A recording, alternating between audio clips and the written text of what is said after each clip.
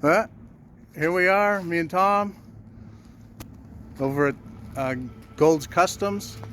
The guys that are doing the paint on the Chevelle when the time comes.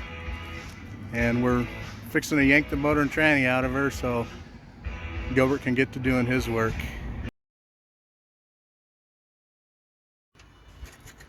It was a fight, but we got it.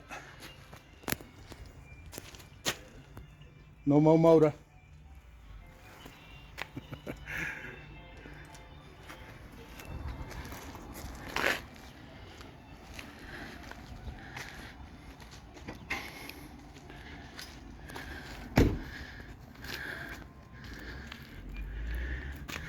Thanks, man.